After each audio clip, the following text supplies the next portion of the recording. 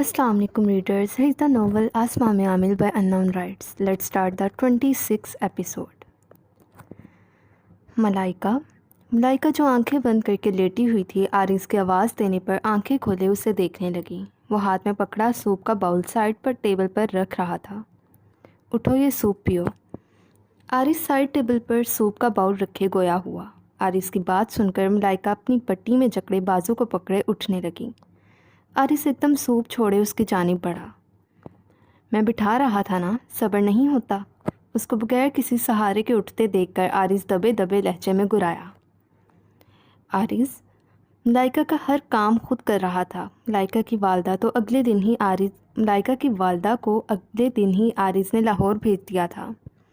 वो भी जल्द अज जल्द मलाइका को लेकर लाहौर जाना चाहता था, पर मलाइका के ज़ख़म अभी कच्चे थे, इसीलिए उसने एहतियातन 1 हफ़्ते बाद लाहौर जाने का फ़ैसला किया था।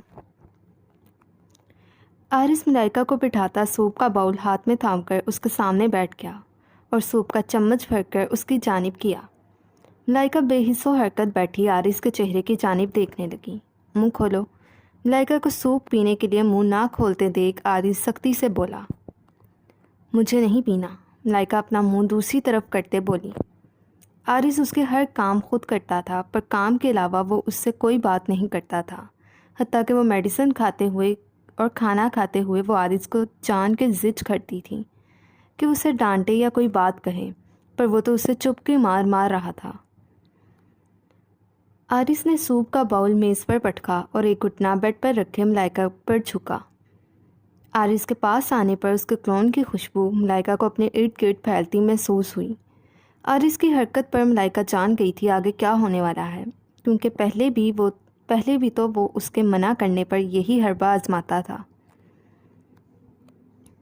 आरिस मलाइका का जबड़ा जकड़ता उसका मुंह खोले सूप का चम्मच मलाइका के मुंह में डाल गया। मलाइका यकटक आंखों में मासूमियत लिए खुद पर हल्का सा झुके आरिस को देखने लगी, जबकि आरिस उससे बेनियाज मलाइका को ज़बरदस्ती सूप पिला रहा था।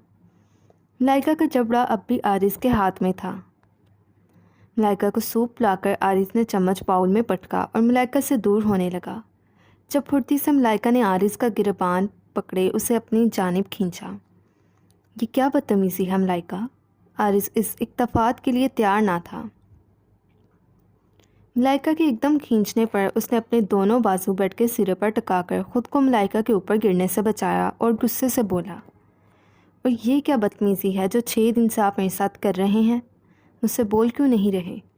मलाइका आरिस की संजीदा आंखों में देखते हुए बोली। आरिस उसके हाथ से अपने गिरेबान हटाने लगा। यहाँ पे एक सेंटेंस मिस्टेक है, आप देख लीजिएगा। जब मलाइका उसकी गर्दन में अपना एक बाजू डाल गई, दूसरा बाजू मूव करने से तो वो कासिर थी। मलाइका पीछे हटो। आरिस अब गुस्से से बोला। नहीं होंगी। मलाइका आरिस को आंखें दिखाते ज़िद्दी अंदाज में बोली। आरिस तब कर रह गया। वो फ़िलहाल मलाइका के साथ सख्ती से पेश नहीं आ सकता था, ना ही उसका बाजू झटक सकता था, क्योंकि ऐसा करने से मलाइका के ज़ख़म में तकलीफ़ होती और ये सब आरिस नहीं देख सकता था। आरिस, मलाइका नरमी से बोली। आरिस ने संजीदा नज़रों से उसकी जानिब देखा। आप मेरे साथ ऐसा क्यों कर रहे हैं। मलाइका रंधी हुई आवाज़ में बोली। मुझसे बात नहीं करते, इतने दिनों से मेरे पास नहीं आए, अपनी शिद्दतों की आदत डालकर मेरे साथ ऐसा रवैया क्यों रख रहे हैं। मलाइका की आंखों से आंसू गिरने लगे। आरिस ने अपना चेहरा दूसरी जानिब किया। मलाइका के आंसू से कमज़ोर कर रहे थे। आरिस प्लीज़ मेरी तरफ देखें। मलाइका ने आरिस का चेहरा अपने सामने किया। इस समय मेरा तो कोई कसूर नहीं है। आपका अकेले का तो नुकसान नहीं हुआ, मेरा भी तो नुकसान हुआ है, और आपसे ज़्यादा नुकसान हुआ है। मैं ममता का एहसास भी महसूस नहीं कर सकी। मलाइका कहते साथ फूट फूट कर रो दी। आई एम सॉरी, प्लीज़ मुझसे मुंह ना मोड़ें, मुझे आपकी ज़रूरत है। मलाइका ने कहते साथ आरिस की गर्दन में मुँह छुपाया। आरिस ने मलाइका के बालों को अपनी गिरफ्त में लेते उसे दूर किया। तुम्हें शोहर को मनाना भी नहीं आता। आरिस संजीदा नज़रों से मलाइका को देखते बोला और साइड टेबल पर बड़ा बाउल उठाए कमरे से बाहर की जानिब बढ़ गया। आरिस की बात सुनकर पीछे मलाइका होंठों की तरह उसकी पुश्त को तकने लगी। मतलब सॉरी की तो है, और क्या करूं। ملائکہ پریشان سی بیٹھی بڑبڑائی۔ ملائکہ کی پریشان سی حالت میں بڑبڑاہٹ سن کر آرز کے چہرے پر مسکراہٹ بکھر گئی۔ احان بے ہوش پڑی عشاء کو اٹھائے کمرے میں داخل ہوا اور پاؤں کی ٹھوکر سے دروازہ بند کیا۔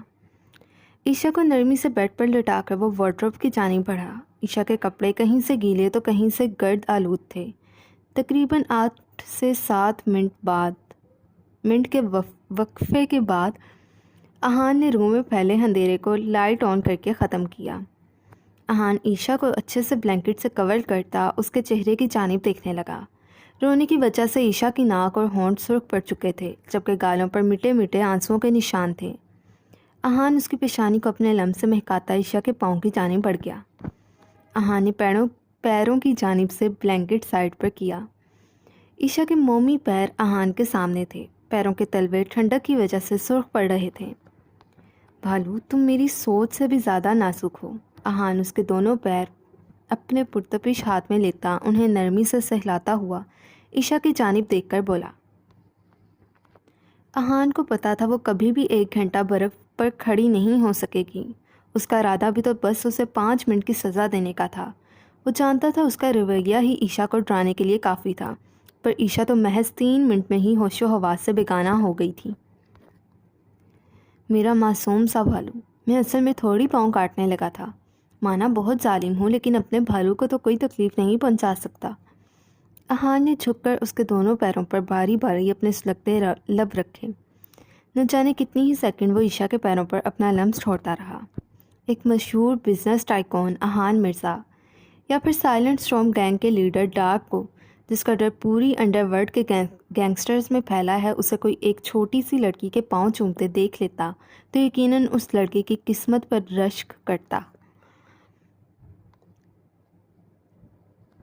احان آنکھوں میں دیوانگی لے کر عشاء کے پاس بیٹھا اور سائڈ ٹیبل پر پڑے ٹیشو کے ڈبے سے ٹیشو نکال کر نرمی سے اس کا چہرہ صاف کرنے لگا۔ آنسوؤں کے میٹھے میٹھے نشان صاف ہو چکے تھے۔ وہ دونوں ہاتھ بیڈ پر رکھتا عشاء پر جھکا اور نرمی سے اس کے نکوش پر اپنی مہر ثبت کرنے لگا۔ دروازے پر نوک سن کر وہ عشاء سے تھوڑا دور ہوا۔ یس کمین۔ احان کی آنکھیں، جن میں عشاء کے لیے محبت اور دیوانگی تھی، اب پھر بے تاثر ہو چکی تھیں۔ سر، میم آئی ہیں، انہوں نے کہا ہے فوراً ان سے ملیں۔ جینی نے دروازہ کھولتے ہوئے لاریب کے آنے کی اطلاع دی۔ احان کے سر ہلانے پر وہ مؤدب سے انداز میں دروازہ بند کرتی چلی گئی۔ احان نے عشاء کو اچھے سے بلینکٹ میں لپیٹا اور ہیٹر آن کیا۔ ہیٹر آن کر کے وہ بیڈ پر لیٹی عشاء کی جانب بڑھا اور اس پر جھکا۔ بھالو، میرے آنے تک اٹھ جانا۔ عشاء کے گال پر اپنی مہر ثبت کرتا، اس کے کان میں سرگوشی کرتا لاریب سے ملنے باہر بڑھ گیا۔ لاریب سوئمنگ پول کے سامنے کھڑی پول میں موجود شفاف پانی پر نظریں جمائے کسی گہری سوچ میں ڈوبی تھی۔ احان سوئمنگ پول کے سائڈ پر رکھی گئی کرسیوں میں سے ایک پر آ کر بیٹھا۔ احان، تم نے آج بہت برا کام کیا ہے۔ میں تم سے کبھی بھی یہ توقع نہیں کر سکتی تھی۔ لاریب کی بات سن کر احان مسکرایا۔ تو پہلے کون سا نیک کام کرتا ہوں؟ جب سب برا سمجھتے ہی ہیں تو برے کام کرنے میں کیا برائی؟ احان کے لہجے میں نہ جانے کیا تھا کہ لاریب اس کی جانب دیکھنے پر مجبور ہو گئی۔ لاریب نے مڑ کر احان کو دیکھا۔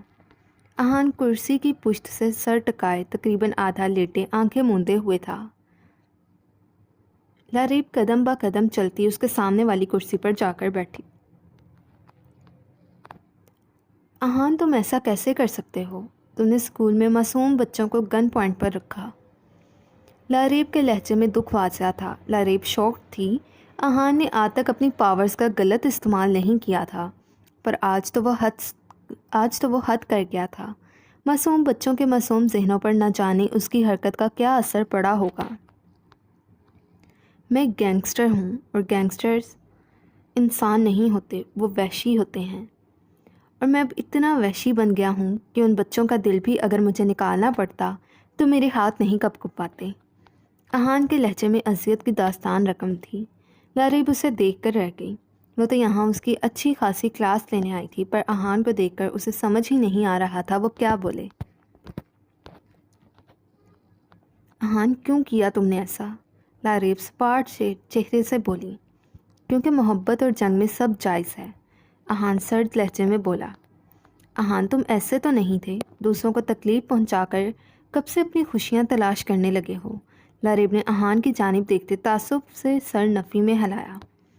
हाँ, मैं ऐसा नहीं था, बाखुदा लारेब, मैं ऐसा नहीं था, लेकिन वक्त ने मुझे ऐसा बना दिया है। मुझे तो अब अपनी ही याद आती है। अहान शिकस्ता लहजे में गोया हुआ। फॉर गॉड सेक अहान, तुम मुझसे टॉर्चर करते हो। आखिर क्या चाहते हो वो तुम्हारे डर से मर जाए? लारेब गुस्से की शिद्दत से धाड़ी। वो खुद ऐसी हरकतें करती है, मुझसे दूर जाना चाहती है। मैं उसे खुद से दूर नहीं कर सकता। वो क्यों नहीं समझती अहान मिर्ज़ा उसके बगैर मर जाएगा। अहान भी धाड़ा था। अहान, वो बहुत मासूम है, ईशा को आज़ाद कर दो, उसे उसकी दुनिया में वापस भेज दो, वो हमारी दुनिया में नहीं रह सकती। लारेब के बोलने पर अहान ने शाकी नज़रों से उसकी जानिब देखा। तुम मजाक कर रही हो? अहान ने तस्दीक चाही कि उसके कानों ने कुछ गलत तो नहीं सुन लिया। नहीं, मैं मजाक नहीं कर रही, लारेब बोली। तुम पागल हो गई हो, मैं ऐसा कुछ नहीं करूँगा। तुम तो मुझसे मेरी ज़िंदगी मांग रही हो। अहान शिद्दत गम से चलाया और अंदर की जानिब बढ़ गया। लारेब उसकी पुश्त देख कर रह गई। वक्त बहुत जालिम चीज़ है, इंसान को क्या से क्या बना देता है। उन दोनों का सबसे बड़ा ख्वाब IT एक्सपर्ट बनने का था, अपना एक सॉफ्टवेयर हाउस बनाने का था।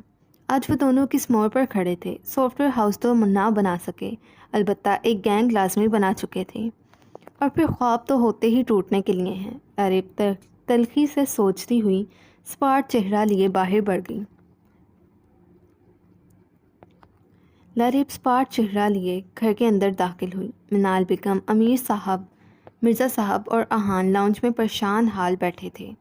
लारेब को अंदर आते देख वो बेसाख्ता खड़े हुए। लारेब, लारेब मेरी बच्ची, तुम ठीक हो? उसने कुछ किया तो नहीं? ये खून कैसा है? मिनाल बेगम उसकी शर्ट पर खून के धब्बे देखकर बोली। लारेब लब्स ये खड़ी थी। लारेब मेरे बच्चे, कुछ तो बोलो। मिनाल बेगम उसे यूं ही खड़े देखकर गोया हुई। आप लोग अभी तक असद भाई को क्यों नहीं लेकर आए? लारेब ने सवाल किया। उसके यूं बोलने पर अहान ने हैरत से उसकी जानिब देखा।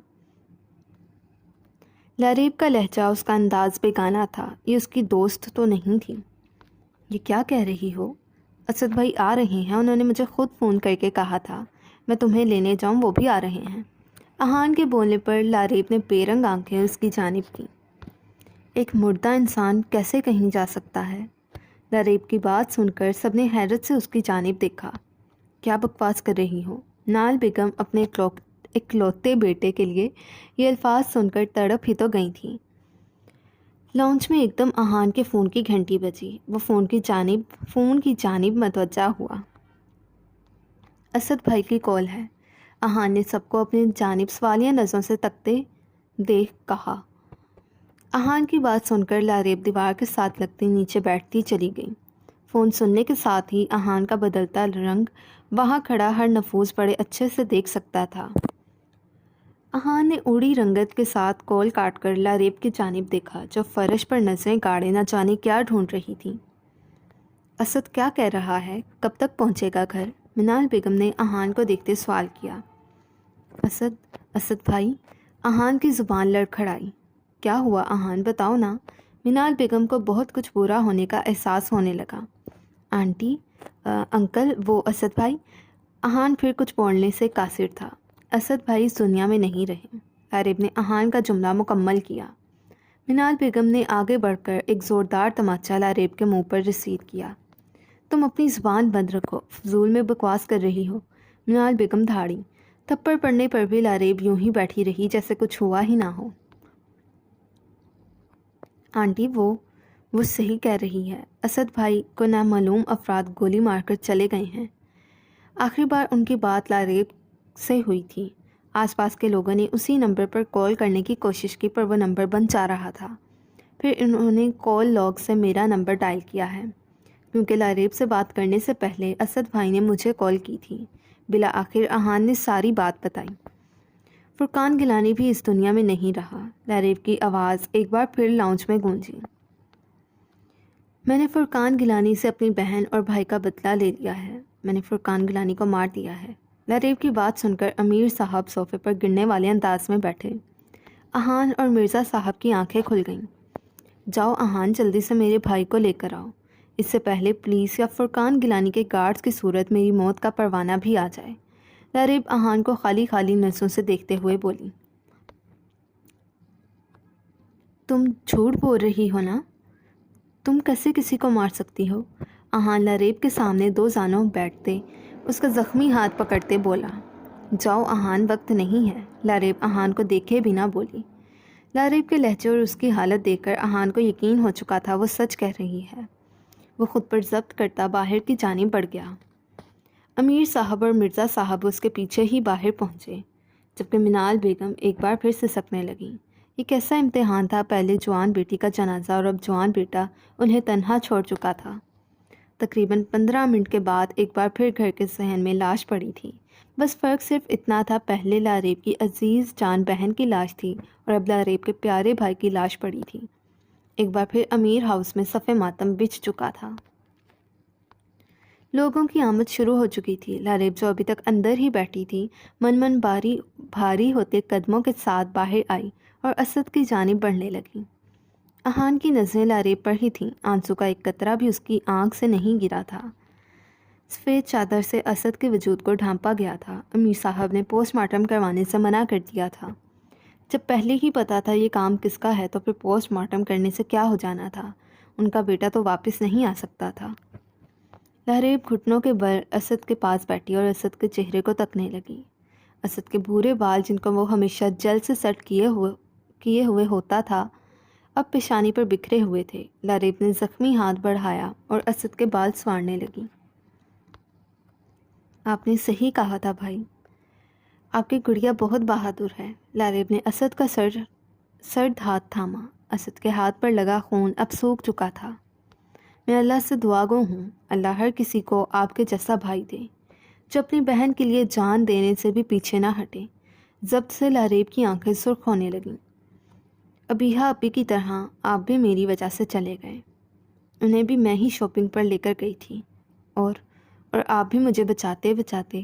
لاریب سے جملہ مکمل ہی نہ کیا گیا۔ میں خود کو کبھی معاف نہیں کر پاؤں گی۔ لاریب نے اپنے سلگتے لب اسد کے سرد ہاتھ پر رکھ دیے۔ ایک باغی آنسو ٹوٹ کر اسد کے ہاتھ پر گرا۔ اس کے ہاتھ پر جمع خون آنسو کے ذریعے گیلا ہو کر بہا۔ بھائی، آپ کی گڑیا آپ سے وعدہ کرتی ہے وہ سب کو ان کے انجام تک پہنچائے گی، پھر چاہے اس کے لیے آپ کی گڑیا کو کسی بھی حد تک کیوں نہ جانا پڑے۔ لاریب نے اسد کے ہاتھ پر اپنا سر ٹکاتی بولی۔ ابھی وہ یوں ہی بیٹھی تھی جب اس کے دونوں بازو کسی کی مضبوط گرفت میں آئے۔ لاریب نے سر اٹھا کر لیڈی پولیس کانسٹیبل کو دیکھا جو اسے جگڑ کر کھڑا کر چکی تھیں۔ لاریب کے خلاف FIR کر چکی تھی اور پولیس کے پاس اریسٹ وارنٹ موجود تھا۔ مرزا صاحب نے اپنے جاننے والوں کو رابطہ کیا تھا، لیکن بے سود، کیونکہ فرقان گیلانی کے قتل میں لاریب کے خلاف ثبوت ان کے پاس موجود تھے۔ لاریب نے اسپاٹ نظر پولیس کانسٹیبل پر ڈالی اور پر ابھی تک اس نے اسد کا ہاتھ نہیں چھوڑا تھا۔ وہ دونوں لاریب کو جکڑے آگے بڑھنے لگیں۔ لاریب کسی کٹ پتلی کی طرح ان کے ساتھ بڑھنے لگیں۔ اسد کا بے جان ہاتھ لاریب کے ہاتھ سے چھوٹتا چلا گیا اور لاریب امیر ان دونوں عورتوں کے ساتھ دروازہ عبور کر گئی۔ حمزہ ثنا کے پاس کھڑا تھا۔ ثنا اسپاٹ چہرہ لیے چھت کو تک رہی تھی، جبکہ ایک ہاتھ میں ڈرپ لگی ہوئی تھی۔ ثنا کو بے ہوش ہوتے دیکھ حمزہ کے تو ہاتھ پیر ہی پھول گئے تھے، پر ڈاکٹر کے پاس پہنچ کر اسے پتہ چلا کہ ویکنس کی وجہ سے ثنا بے ہوش ہوئی تھی۔ آئندہ اس کی ڈائٹ کا خیال رکھا جائے۔ مجھے گھر جانا ہے، ثنا تلخی سے گویا ہوئی۔ ہاں میری جان، ڈرپ ختم ہو جائے پھر ہم دونوں کے گھر چلتے ہیں۔ حمزہ اس کے بالوں میں نرمی سے ہاتھ پھیر کر بولا، دور رہیں مجھ سے، خبردار جو مجھے ہاتھ لگایا، اور وہ گھر میرا نہیں آپ کا ہے، جہاں میں اب مر کر بھی نہیں جاؤں گی۔ ثنا پھنکاری، ابھی تو ہم نے اپنے پرنس کے ساتھ پینڈنگ ہنی مون منانے جانا ہے، اور تم مرنے مرانے کی بات کر رہی ہو۔ ثنا کے یوں بولنے پر حمزہ نے اس کے لبوں پر انگلی رکھ کر اس کے نچلے لب کو رب کرتا بولا، جب ثنا نے دوسرے ہاتھ سے حمزہ کا ہاتھ دور جھٹکا، مجھے بار بار ٹچ نہ کریں۔ ایکسکیوز می سسٹر، ثنا نے کہتے ساتھ نرس کو آواز لگائی۔ ثنا کی آواز سن کر نرس اس کی جانب بڑھی۔ یس میم، نرس نے مسکرا کر دریافت کیا۔ حمزہ پرتپش نگاہیں ثنا کے چہرے پر گاڑے ہوئے تھا۔ مجھے آپ کا فون مل سکتا ہے؟ ایک ضروری کال کرنی ہے، ثنا نے التجائیہ لہجے میں کہا۔ شور میم، نرس نے کہتے ساتھ فون اس کی جانب بڑھایا۔ ثنا حمزہ کو نظر انداز کرتی عائشہ کو کال ملانے لگی۔ کچھ سیکنڈ بعد ہی کال ریسیو ہو چکی تھی۔ ہیلو عائشہ، تم مجھے ہسپتال سے لینے آ سکتی ہو؟ ثنا عائشہ سے مخاطب ہوئی۔ جب ثنا کی بات سن کر حمزہ نے اس کے ہاتھ سے موبائل کھینچ کر اپنے کان سے لگایا۔ ثنا نے کھا جانے والی نظروں سے اس کی جانب دیکھا۔ السلام علیکم عائشہ، کیسی ہیں آپ؟ میں ثنا کا ہسبینڈ بول رہا ہوں۔ حمزہ اب ثنا کو نظر انداز کر رہا تھا۔ جی بھائی، شہریار سر نے بتایا تھا کہ وہ آپ کو ثنا کا بتا چکے ہیں۔ عائشہ کی مسکراتی آواز اسپیکر سے سنائی دی۔ جی ثنا اس وقت میرے ساتھ ہے، آپ ٹینشن فری رہیے گا، حمزہ نے خوش اسلوبی سے کہا تو ثنا برا سا منہ بناتی اپنا رخ موڑ گئی۔ الوداعی کلمات کہہ کر حمزہ نے فون کاٹا اور ثنا کی طرف متوجہ ہوا۔ ثنا جان، ویسے تو موٹی ہو کر اور پیاری لگ رہی ہو، حمزہ سرگوشی نما آواز میں بے باکی سے بولا تو ثنا کے گال ایک دم سرخ ہوئے۔ مجھ سے زیادہ فری ہونے کی کوشش نہ کریں، آپ کی باتیں اب بھی یاد ہیں۔ میں وہ دن بھولی نہیں ہوں جب آپ نے کسی اچھوت کی طرح مجھے خود سے دور جھٹکا تھا، اور وہ پل بھی اچھے سے یاد ہے جب میرا ہاتھ پکڑ کر سارے ملازموں کے سامنے تنہا گھر سے باہر نکال دیا تھا۔ ثنا آنکھوں میں آنسو لیے بولی اور آنکھیں موند گئیں۔ آنکھیں بند کرتے ہی آنسو ٹوٹ کر تکیے میں جذب ہوئے۔ ثنا کی بات سن کر حمزہ طویل سانس بھر کر رہ گیا۔ جو کچھ وہ غلط کر چکا تھا اب اسے ٹھیک کرنے میں وقت لگنا تھا۔ آنٹی آپ پلیز بیٹھیں، میں سرو کرتا ہوں، منال بیگم کو چائے سرو کرتے دیکھ شہریار گویا ہوا۔ ارے بیٹا آپ بیٹھو، میں کرتی ہوں، منال بیگم مسکرا کر گویا ہوں۔ آنٹی بیٹا بھی کہتی ہیں اور تکلف بھی کرتی ہیں، شہریار کپ میں چائے ڈالتا بولا۔ منال بیگم مسکرائیں، ان کی بیٹی کا مستقبل یقیناً بہت اچھا ہونے والا تھا۔ بیٹا غیر تو آپ نے سمجھا ہوا ہے جو مجھے آنٹی کہتے ہو، اگر بلاریب کی طرح مجھے ماما بلاؤ گے تو اچھا لگے گا۔ شہریار نے ان کی جانب مسکرا کر ان کپ بڑھایا اور اپنا کپ لیتا صوفے پر بیٹھ گیا۔ اچھا آنٹی، میرا مطلب ماما، شہریار نے منال بیگم کی گھوڑی پر فوراً تصحیح کی۔ وہ میں پوچھ رہا تھا لاریب کیا اکلوتی ہے، مطلب اس کا کوئی بہن بھائی نہیں ہے؟ شہریار نے کپ لبوں سے لگاتے پوچھا۔ منال بیگم کے چہرے کے بدلتے رنگ کو وہ بخوبی نوٹ کر رہا تھا۔ نہیں، وہ 3 بہن بھائی تھے، منال بیگم کپ چینی کی پلیٹ میں رکھتی ہوئی بولی۔ باقی سب اب کہاں ہوتے ہیں؟ مطلب ہماری انگیجمنٹ میں بھی کوئی نہیں آیا تھا؟ شہریار کی بات پر منال بیگم نے اس کی جانب دیکھا۔ آئی ایم سوری اگر کچھ غلط بول دیا تو، شہریار شرمندہ ہوا۔ سوری کس بات کی بیٹا، تم اب اس فیملی کا حصہ ہو۔ دراصل لاریب کی بڑی بہن اور بھائی اب اس دنیا میں نہیں ہیں، منال بیگم افسردگی سے بولیں۔ بہت افسوس ہوا، شہریار حقیقت میں افسردہ ہوا۔ بس بیٹا ایک حادثہ دونوں کی جان لے گیا۔ منال بیگم آنکھوں میں آئی نمی چھپانے کے لیے کھڑی ہوئیں۔ میں ذرا کھانے کا انتظام دیکھ لوں، تم بیٹھو، لاریب بھی آنے والی ہوگی، منال بیگم کہتے ساتھ کچن کی جانب بڑھ گئیں۔ شہریار ایک گہری سوچ میں تھا جب ایک مخصوص خوشبو سے اپنے ارد گرد بکھرتی محسوس ہوئی۔